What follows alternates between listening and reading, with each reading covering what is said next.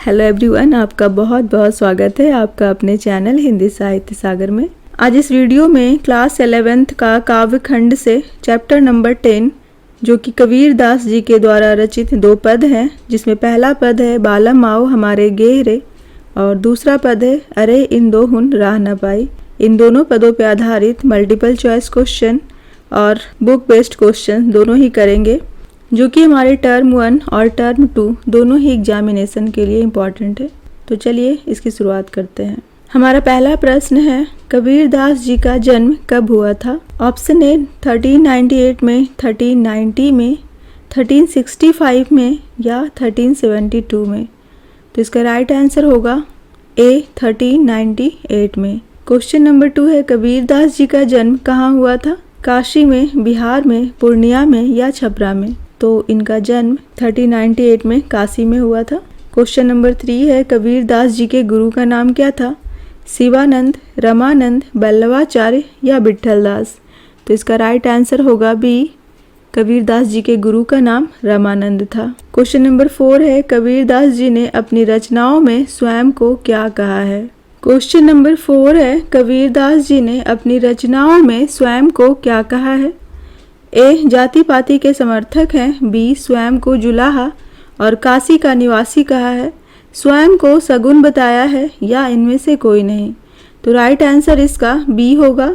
उन्होंने अपनी रचनाओं में स्वयं को जुलाहा और काशी का निवासी बताया है। क्वेश्चन नंबर 5 है, जीवन के अंतिम समय में कबीर दास जी कहाँ चले गए थे, जहाँ पर उन्होंने अपना शरीर भी त्यागा?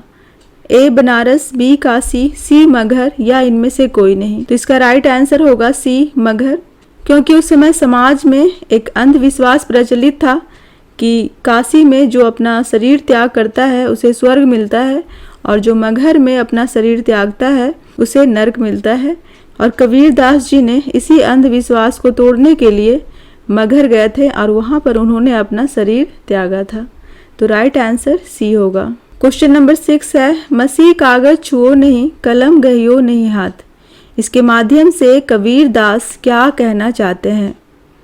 ए कबीर दास साक्षर थे, बी कबीर दास निरक्षर थे, सी कबीर दास ने कलम को हाथ में पकड़ा था या डी कबीर दास ने कागज और कलम को हाथ में पकड़ा था। तो इसका राइट आंसर होगा बी, कबीर दास निरक्षर थे, यानी कि वो पढ़े लिखे नहीं थे, जो कि वे स्वयं इस पंक्ति में स्वीकार करते हैं। क्वेश्चन नंबर 7 है, कबीर दास जी किस काल के कवि माने जाते हैं?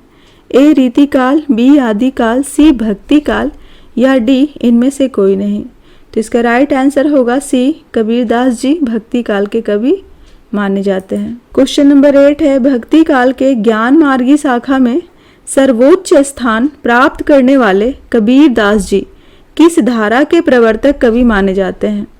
ए निर्गुण धारा, बी सगुण धारा, सी उपर्युक्त दोनों या डी इनमें से कोई नहीं। तो इसका राइट आंसर होगा ए निर्गुण धारा। कबीर दास जी भक्ति काल के कवि थे और भक्ति काल में 2 प्रकार की धाराएं विद्यमान थी, एक निर्गुण धारा था और दूसरा सगुण धारा। तो कबीर दास निर्गुण धारा के प्रवर्तक कवि माने जाते हैं। क्वेश्चन नंबर 9 है, कबीर दास जी के काव्य में निम्नलिखित में से क्या महत्वपूर्ण है जिसे उन्होंने अपने दोहे एवं साखियों के माध्यम से व्यक्त किया है? ए धर्म के बाह्य आडंबर का विरोध, बी राम रहीम की एकता की स्थापना, सी जातिगत और धार्मिक पक्षपात का खंडन या डी उपर्युक्त सभी। तो यहाँ राइट आंसर डी होगा, क्योंकि उन्होंने दिए गए प्रत्येक क्षेत्र को अपना विषय वस्तु बनाया है, अपने दोहों एवं अपने साखियों में स्थान दिया है। क्वेश्चन नंबर 10 है, कबीर के काव्य में निम्नलिखित में से क्या है? ए गुरु भक्ति तथा सत्संग है, बी ईश्वर प्रेम है, सी ज्ञान तथा वैराग्य है, डी उपर्युक्त सभी है।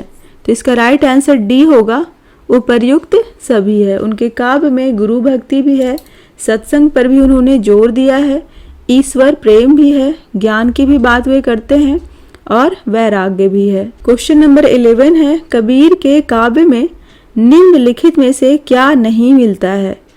ए गुरु के प्रति आस्था, ये तो मिलता है, बी आत्मबोध, यह भी है, सी साधुकड़ी भाषा, तो उनकी भाषा को ही साधुकड़ी भाषा कहा जाता है, तो ये भी होगा। नहीं पूछा जा रहा है तो डी मसनवी शैली, कबीरदास जी के काव्य में मसनवी शैली नहीं है। क्वेश्चन नंबर 12 है बालम आओ हमारे गेह रे। इसमें कवि अपने आराध्य और स्वयं के बीच किस संबंध को मानते हैं? पत्नी और पति, गुरु और शिष्य, भक्त और भगवान, प्यासा और नीर। तो इसका राइट आंसर होगा ए। कबीरदास जी ने पद में स्वयं को पत्नी और ईश्वर को पति के रूप में प्रतीक बना करके उनका आवाहन किया है। क्वेश्चन नंबर 13 है बालम आवो हमारे गेह रे। इस पद में कबीरदास की किस प्रकार की भक्ति दिखाई देती है? ए सख्य भाव की भक्ति, बी दास्य भाव की भक्ति, सी वात्सल्य भाव की भक्ति या डी माधुर्य भाव की भक्ति। तो इसका राइट आंसर होगा डी माधुर्य भाव की भक्ति, क्योंकि कबीरदास जी ने स्वयं को पत्नी एवं ईश्वर को पति के रूप में आवाहन किया है, तो यहाँ पर माधुर्य भाव की भक्ति ही राइट आंसर होगा। क्वेश्चन नंबर 14 है कबीर क्यों कहते हैं कि सब कोई कहे तुम्हारी नारी, मुँह को आवत लाज रे? ए क्योंकि सारा संसार उन्हें ईश्वर की पत्नी कहता है और ईश्वर उन्हें दर्शन नहीं दे रहे हैं। बी क्योंकि वह स्वयं को नारी के रूप में वर्णित कर रहे हैं। सी सारा संसार उन्हें ईश्वर की नारी कहे, यह उन्हें पसंद नहीं। डी इनमें से कोई नहीं। तो इसका राइट आंसर होगा ए, क्योंकि सारा संसार उन्हें ईश्वर की पत्नी कहता है, समझता है, और इसके बावजूद भी ईश्वर उन्हें दर्शन नहीं दे रहे हैं। क्वेश्चन नंबर 15 है कामिनी को बालम किस प्रकार प्यारा होता है? ए जिस प्रकार प्यासे को नीर प्यारा होता है, बी जिस प्रकार भक्त को भगवान, सी कबीर को अन्न एवं जल नहीं भा रहा है, डी इनमें से कोई नहीं। तो इसका राइट आंसर होगा ए, जिस प्रकार प्यासे को नीर प्यारा होता है उसी प्रकार कामिनी को बालम प्यारा होता है।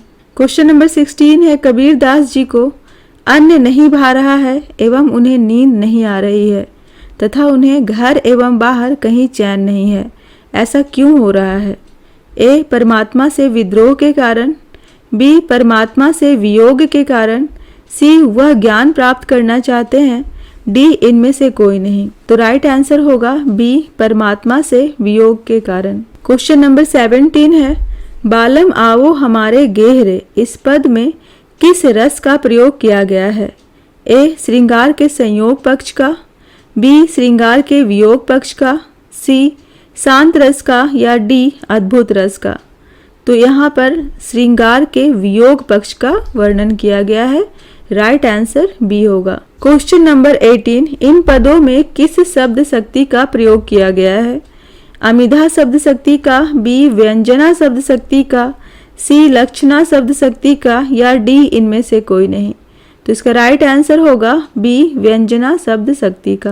क्वेश्चन नंबर 19 है गृहवन में कौन सा अलंकार है? मानवीकरण अलंकार, उत्प्रेक्षा अलंकार, रूपक अलंकार या इनमें से कोई नहीं। तो इसका राइट आंसर होगा सी रूपक अलंकार। क्वेश्चन नंबर 20 है निम्नलिखित में से कौन सा कथन गलत है? ए कबीरदास अपने काव्य में बाह्य आडंबर या दिखावा और ढोंग पर चोट करते हैं। बी कबीरदास जी ने जीव हत्या का विरोध किया है। सी कबीरदास जाति पाति एवं छुआछूत को नहीं मानते हैं। उपर्युक्त सभी। तो इसका राइट आंसर होगा डी उपर्युक्त सभी। ये सारे ही कथन सही हैं। कबीरदास अपने काव्य में बाह्य आडंबर का दिखावा जो होता है उस पर और जो ढोंग होता है उस पर ये चोट करते हुए नजर आते हैं। साथ ही साथ कबीरदास जी ने जीव हत्या का भी विरोध किया है और जाति पाति एवं छुआछूत का भी इन्होंने विरोध किया है। तो ये सारे ही सही होंगे, तो राइट आंसर डी होगा। क्वेश्चन नंबर 22 है कबीरदास जी ने जिस राम की आराधना की है तो उनके राम कैसे हैं? निर्गुण एवं सर्वव्यापी हैं, सगुण हैं और साकार हैं, सी सगुण और निर्गुण दोनों हैं, डी इनमें से कोई नहीं। तो इसका राइट आंसर ए होगा। कबीरदास जी के जो राम हैं वो दशरथ पुत्र राम नहीं है बल्कि वो निर्गुण है और सर्वव्यापी हैं। क्वेश्चन नंबर 23 है निम्नलिखित में से कबीर की विशेषता क्या नहीं है? फक्कड़पन, निर्भीकता, समाज सुधारक, धर्म प्रचारक। तो राइट आंसर होगा डी धर्म प्रचारक। कबीरदास जी ने कभी भी धर्म का प्रचार नहीं किया है तो इसलिए राइट आंसर डी होगा। बाकी उनके अंदर फक्कड़पन था, निर्भीकता था और वो एक समाज सुधारक भी थे। क्वेश्चन नंबर 24 है बीजक नामक ग्रंथ में किसके दोहे संकलित हैं?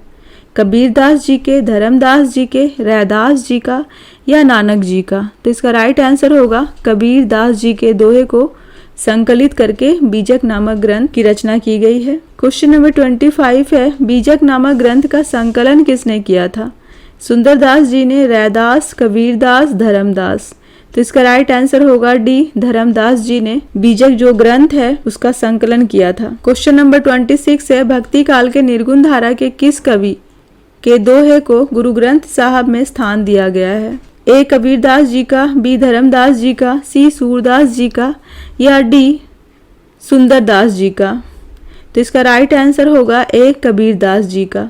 कबीरदास जी के दोहे को गुरु ग्रंथ साहब में स्थान दिया गया है। क्वेश्चन नंबर 27 है, निम्नलिखित में से बीजक के भाग नहीं है? ए साखी, बी सबद, सी रमैनी, डी वाक? तो साखी, सबद और रमैनी ये तीनों ही बीजक के भाग हैं, वाक नहीं होगा। तो राइट आंसर डी हो जाएगा। क्वेश्चन नंबर 28 है, हिंदुअन की हिंदुआई देखी तुर्कन की तुर्काई, इस दोहे के माध्यम से कबीरदास जी का व्यंग भाव क्या है? वो क्या कहना चाह रहे हैं इसके माध्यम से? ए कबीरदास जी हिंदू और मुसलमानों का परस्पर प्रेम का वर्णन कर रहे हैं, बी हिंदू और मुसलमान दोनों ही सही राह पर नहीं है, वह इसकी बात कर रहे हैं, सी हिंदू और मुसलमान दोनों में ही अंधविश्वास तथा छुआछूत जैसी बुराई है, डी बी और सी दोनों ही? तो इसका राइट आंसर होगा डी, बी और सी दोनों सही है।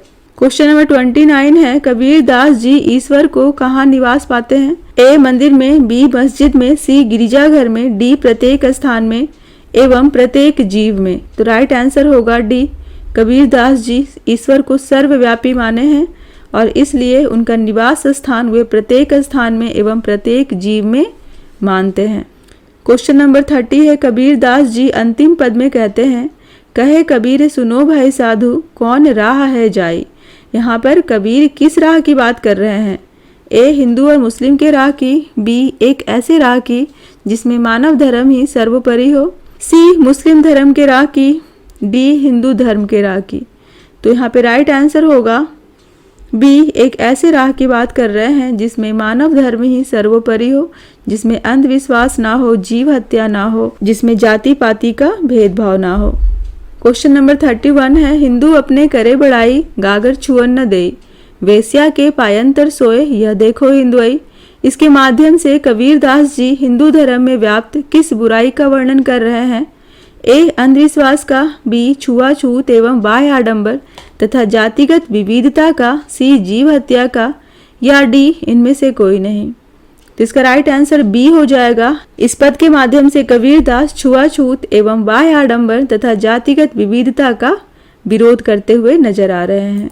क्वेश्चन नंबर 32 है, मुसलमान के पीर औलिया मुर्गी मुर्गा खाई, इसके माध्यम से कबीरदास जी किसकी निंदा कर रहे हैं? जीव हत्या का, मांस सेवन का, उपर्युक्त दोनों का, इनमें से कोई नहीं? तो इसका राइट आंसर सी होगा।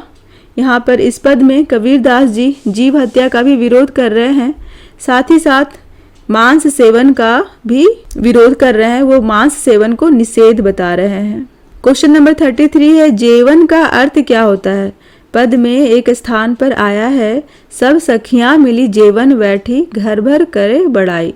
तो यहाँ पर जो जेवन शब्द है उसका अर्थ आपसे पूछा जा रहा है। ए घूमना फिरना, बी इधर उधर जाना, सी भोजन करना, डी आनंद उठाना? तो इसका राइट आंसर सी हो जाएगा, भोजन करना। क्वेश्चन नंबर 34 है, औलिया का अर्थ क्या होगा? पद में एक स्थान पर आया है, मुसलमान के पीर औलिया मुर्गी मुर्गा खाए। तो यहाँ पे जो औलिया शब्द आया है उसका अर्थ पूछा जा रहा है आपसे। तो इसका आंसर क्या होगा? ए दर्शक, बी शिष्य, सी महात्मा या गुरु, डी इनमें से कोई नहीं? तो राइट आंसर सी हो जाएगा। औलिया का अर्थ होता है महात्मा या गुरु। क्वेश्चन नंबर 35 है, कबीरदास जी का ईश्वर से विरह में क्या हाल हो गया है? उन्हें अन्न यानी भोजन नहीं भाता है, उन्हें नींद नहीं आती है, उन्हें घर बाहर कहीं चैन नहीं है, उपर्युक्त सभी। तो इसका राइट आंसर डी हो जाएगा। उन्होंने पद में लिखा है, अन्न न भावे नींद न आवे, गृह वन धरे न धीर रे। तो यहाँ पर ये तीनों ही ऑप्शन राइट हैं, तो यहाँ पे आंसर डी हो जाएगा, उपर्युक्त सभी। अब हम पाठ्य पुस्तक आधारित प्रश्न उत्तर करेंगे जो कि हमारे सेकंड टर्म के लिए इम्पोर्टेंट है। पहला प्रश्न है, अरे इन दोहुन राह न पाई से कबीर का क्या आशय है और वे किस राह की बात कर रहे हैं। आंसर होगा, कबीर दास जी इस पंक्ति के माध्यम से यह कहना चाहते हैं कि हिंदू और मुसलमान दोनों ही गलत रास्ते पर हैं, अर्थात दोनों में ही अंधविश्वास, छुआछूत, जाति पाति, ऊंच नीच का मतभेद व्याप्त है। कबीर दास मानव धर्म के राह पर चलने की बात कर रहे हैं। क्वेश्चन नंबर 2 है, इस देश में अनेक धर्म, जाति, मजहब और संप्रदाय के लोग रहते थे, किंतु कबीर दास हिंदू और मुसलमान की ही बात यहाँ पर क्यों कर रहे हैं।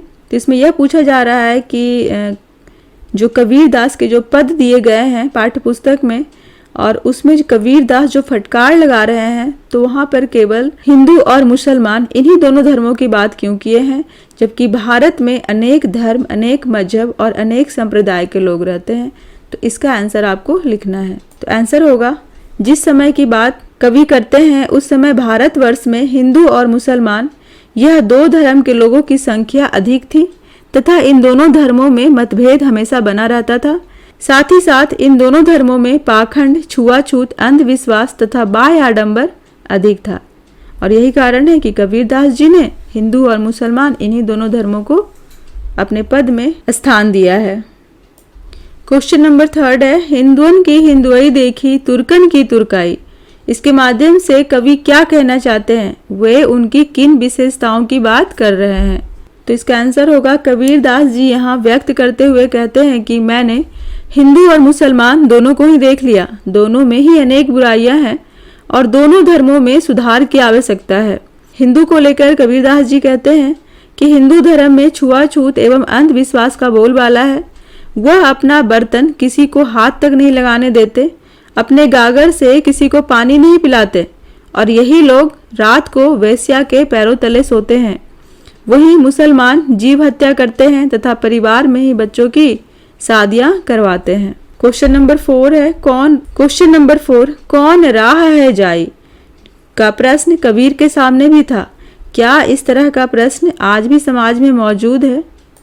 तो इसका आंसर होगा, यह प्रश्न कठिन है, क्योंकि प्राचीन काल से लेकर अब तक प्रत्येक समय में मनुष्य के सामने यही दुविधा बना रहा है कि वह किस राह को अपनाए। भारत जैसे देश में तो अनेक धर्म के लोग रहते हैं और सभी अपने आप को अच्छा एवं श्रेष्ठ बताते हैं। सबकी अपनी मान्यताएं हैं और मनुष्य इनके बीच उलझ कर रह गया है। उसे यह समझ में नहीं आता कि किसे अपनाना चाहिए और किसे नहीं, ताकि उसे जीवन में सही राह मिल सके। क्वेश्चन नंबर 5 है, बालम आओ हमारे गेहरे में कवि किसका आह्वान कर रहा है। इसका आंसर होगा, कबीर दास जी यहाँ अपने ईश्वर के दर्शन के प्यासे हैं और वे अपने भगवान, अपने आराध्य को बुला रहे हैं या उनका आह्वान कर रहे हैं। क्वेश्चन नंबर 6 है, अन्न न भावे नींद न आवे। इसका क्या कारण है और ऐसी स्थिति क्यों हो गई है। आंसर होगा, कबीर दास जी अपने ईश्वर को पूरी तरह से समर्पित हैं और उनके लिए उनका भगवान ही सब कुछ है। वह भगवान को पति तथा स्वयं को पत्नी के रूप में मान रहे हैं और उनसे मिलने की इतनी तीव्र इच्छा है उनके अंदर कि उन्हें ना तो अन्न अच्छा लग रहा है और ना ही उन्हें नींद आ रही है। कहने का अर्थ है कि उन्हें कुछ भी अच्छा नहीं लग रहा है, वो बेहाल हैं और उन्हें नींद नहीं आती, क्योंकि वो रात को भी ईश्वर का ही स्मरण करते रहते हैं, उनका ही नाम जपते रहते हैं। क्वेश्चन नंबर 7 है, कामिन को है बालम प्यारा जो प्यासे को नीर रे। इससे कवि का आशय है स्पष्ट कीजिए। यानी इस पंक्ति के द्वारा कवि क्या कहना चाहते हैं यह आपको लिखना है। तो आंसर होगा, कबीर दास जी कहते हैं कि जिस प्रकार से प्यासे व्यक्ति को पानी प्यारा होता है, उसे एक प्यासा व्यक्ति को केवल जल से ही उसकी प्यास बुझ सकती है, उसी प्रकार से नारी को उसका प्रियतम अर्थात बालम प्यारा होता है और ऐसे ही भक्त को भगवान प्रिय होते हैं। क्वेश्चन नंबर 8 है, कबीर निर्गुण संत परंपरा के कवि हैं और यह पद बालम आओ हमारे गेहरे साकार प्रेम की ओर संकेत करता है। इस संबंध में अपने विचार लिखिए। तो इसका आंसर होगा, कबीर दास जी निर्गुण संत परंपरा के कवि हैं और वह ईश्वर के साकार रूप को नहीं मानते, लेकिन सांसारिक संबंधों को वो जरूर मानते हैं। प्रेम में उनका अटूट विश्वास रहा है। प्रेम कभी साकार या निराकार नहीं होता, बल्कि प्रेम एक भावना है जो मनुष्य को आनंद देता है, अतः वह इस पंक्ति के द्वारा अपने ईश्वर को प्रेमी या पति के रूप में संबोधित करते हैं। यह दिखाई तो देता है कि साकार प्रेम की तरह है, परंतु यह प्रेम का निर्गुण रूप ही है। क्वेश्चन नंबर 9 है, उदाहरण देते हुए दोनों पदों का काव्य सौंदर्य और शिल्प सौंदर्य लिखना है। तो पहला पद जो आपकी पुस्तक में दिया गया है उसका हमें काव्य सौंदर्य और शिल्प सौंदर्य लिखना है। तो पहले पद का पहले हम देखते हैं आंसर कि पहले पद में कवि ने हिंदू और मुसलमान दोनों धर्मों पर व्यंग्य किया है और बताया है कि दोनों ही गलत रास्ते पर हैं, दोनों धर्मों में बुराइयां हैं। इस प्रकार से उन्होंने हिंदू और मुसलमान दोनों को ही फटकार लगाई है। इस प्रकार से दोनों धर्मों में व्याप्त दिखावे को कबीर दास जी दूर करना चाहते हैं। अब यहाँ से शिल्प सौंदर्य होगा। शिल्प सौंदर्य में हम व्याकरण की, भाषा की बात करते हैं। तो पद की भाषा अत्यंत ही सरल है, रूपक और उपमा अलंकार इसमें प्रयोग किया गया है। इसी प्रकार से जो दूसरा पद है हमारा, बालम आओ हमारे गेहरे, इस पद का काव्य सौंदर्य और शिल्प सौंदर्य किस प्रकार से लिखेंगे हम वह देखते हैं कि जो सेकंड वाला पद है, इस पद में रहस्यवाद का छवि है। यहाँ कबीर दास स्वयं को पत्नी और ईश्वर को पति के रूप में संबोधित करते हैं तथा ईश्वर से मिलन की इच्छा प्रकट करते हैं। वह ईश्वर के विरह में बेहाल हैं तथा उन्हें ना तो अन्न ही भाता है और ना ही उन्हें नींद आती है और ना ही उन्हें घर एवं बाहर कहीं चैन मिलता है। इस प्रकार से वह ईश्वर से मिलने की तीव्र इच्छा रखते हैं और इसकी भाषा अत्यंत ही सरल है। व्यंजना शक्ति का प्रयोग किया गया है तथा वियोग श्रृंगार रस है इसमें। साथ ही साथ अलंकारों का भी प्रयोग दिखाई देता है। स्वयं को पत्नी और ईश्वर को पति के प्रतीक के रूप में प्रयोग किया गया है। तो यहाँ पे मल्टीपल चॉइस क्वेश्चन और बुक बेस्ड क्वेश्चन दोनों ही क्लियर हो गए होंगे। आपके जो भी डाउट्स हैं पार्ट से रिलेटेड या फिर क्वेश्चन से रिलेटेड, आप उसे नीचे कमेंट बॉक्स में लिखकर मुझसे पूछ सकते हैं। Thank you.